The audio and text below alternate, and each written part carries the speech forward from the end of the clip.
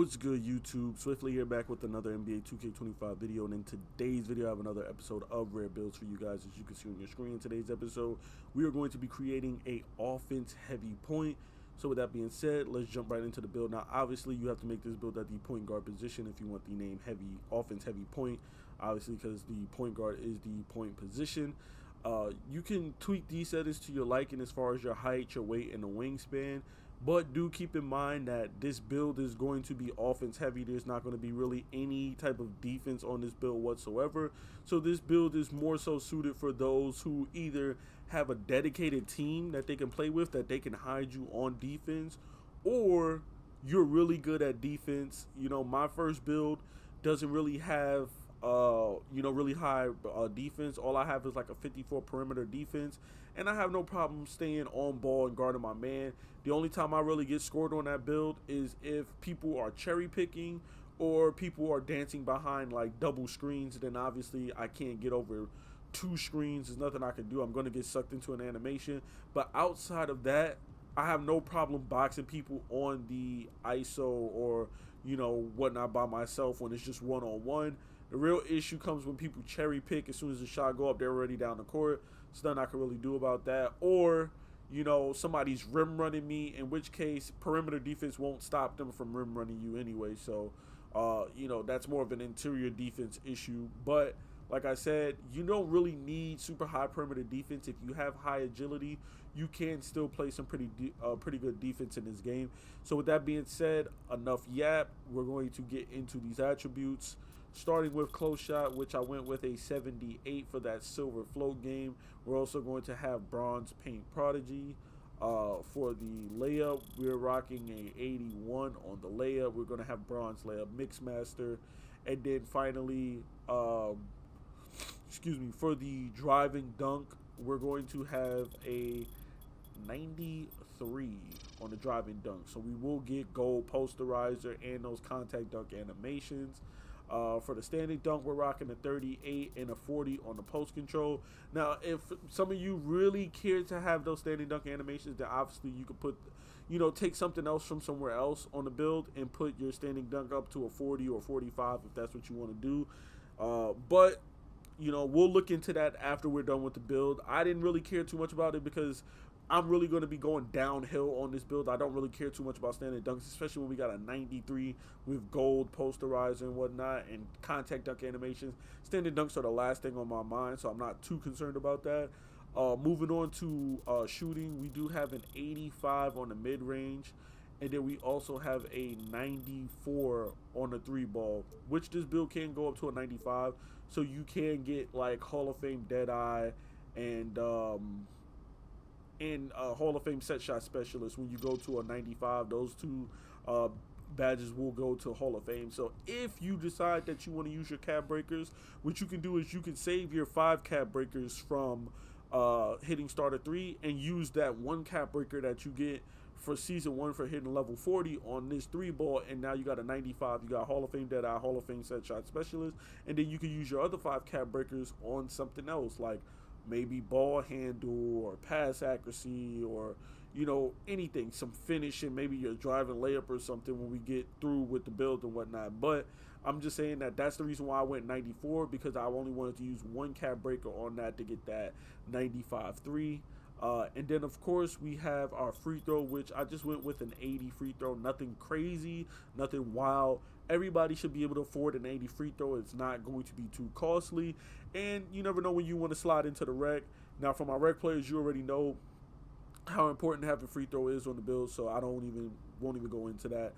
Moving on to the playmaking, we do have a 94 on the pass accuracy, and then we also have a 94 on the ball handle with an 85 speed with ball, which really should be an 86 for gold lightning launch.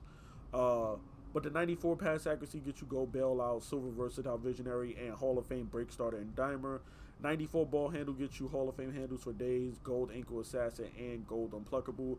Both of these are staples. This is what I had on my first guard, and these are going to make sure that you can just distribute the ball and run the offense. It's an offense heavy point, and yeah, your goal is going to be to score the ball and put the ball in the basket, but you will be able to still, do your point guard duties and run the offense with this ball handle, this speed with ball, and more importantly, this pass accuracy, which is what I really, really like about this build, is that it has high pass accuracy. It has that goal bailout for when you run into the paint and you got to try to use that 93 driver dunk or that 81 layup.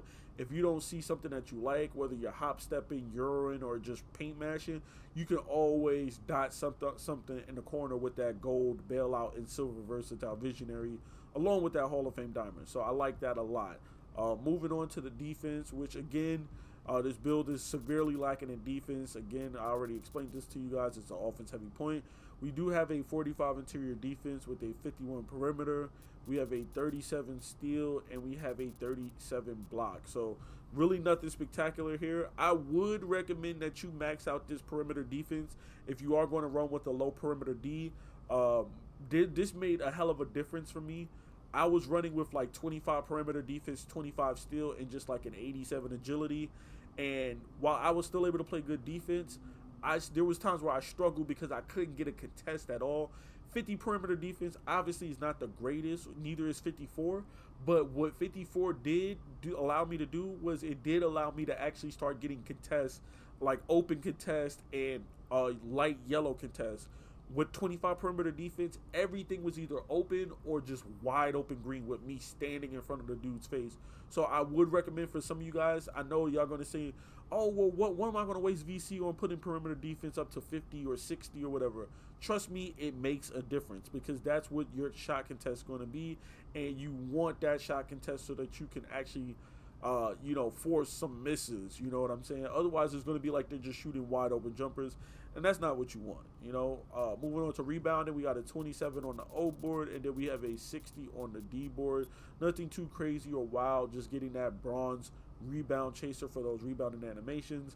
And then finally, for our physicals, we have an 81 speed, we have an 81 on the agility, we have a 73 on the strength, and then we also have an 80 on the vertical.